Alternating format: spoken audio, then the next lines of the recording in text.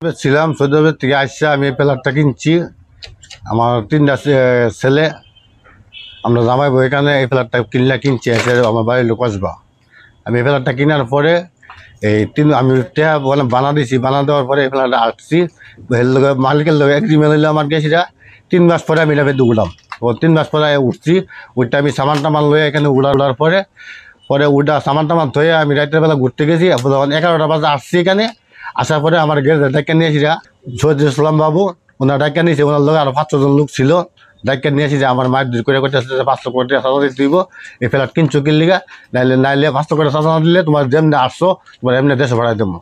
তারপরে এখানে আসছে পরে মানুষ মায়ের দূর করছে। আমার এখানে 4টা ছেলে দিচ্ছে। আমার কানের মায়ের দেশ পুরা শরীর অঙ্গ মায়ের দূর করছে। আমি হসপিটালে ভর্তি ছিলাম। তারপর ওনার নামে একটা মামলা করছি আমরা এই থানাতে।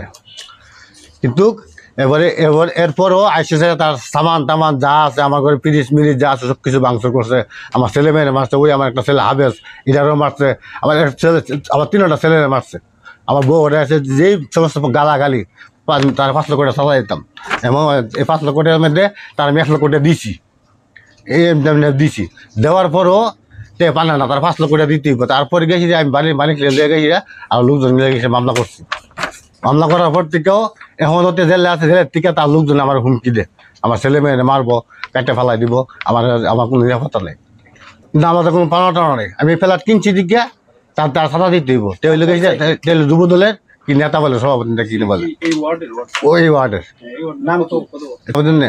সে আইসে আমাদের 5 লক্ষ টাকা। পরে নিচে যে গ্যারেজটা বেরতে নিয়ে এসেছে আমার যে মাইন মারছে। এবার মাইনা আমার ঘরে সামান টামান মোবাইল টোবাইল ভাঙিয়ে আমার টাকা পয়সা বেড়ে করতে নিচ্ছে।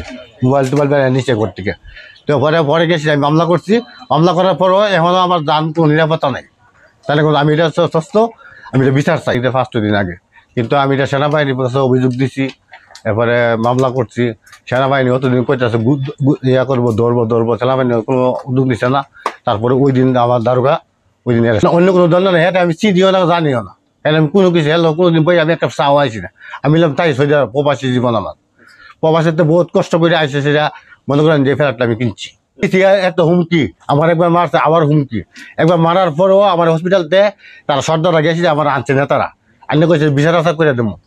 যখন বিচার আচার করছে না করে সেটা আরো আমার টেয়া চাইছে এবং টেয়া দিছিও তারে 1 লক্ষ টাকার মতন তার আমি দিছি। যে আমারে তো আমার দাবি হইলোকে তার বিচার চাই আমি। তার সর্বনিম্ন দিত। আমি প্রবাসীতে বহুত কষ্ট করে পয়সা কামাই আসছি। দেশে থাকে সেটা মাস্টার সাদালে বা সাদাবাদী যখন কুকুর তো সাদাবাদী বিচার চাই। আমার বাড়ি মাহবুব। আমার বাড়ির লোক থানার লোক কসবা, ডিস্ট্রিক্ট হলো বাউনবেড়া, থানার লোক কসবা, এই মুলুকগ্রাম ইউনিয়ন, গ্রাম নিমবাড়ি। তার লোকজন হুমকি দিতেছে আমার যে মারবো, এই করবো যে যদি মামলা যদি না তুলি তার লোক আপোষ না হই আমার বেড়া ফেলাই দিব, এই করবো তার সেই মানে আমার ছেলেরা আমি তো ধরে বাতাস জানা।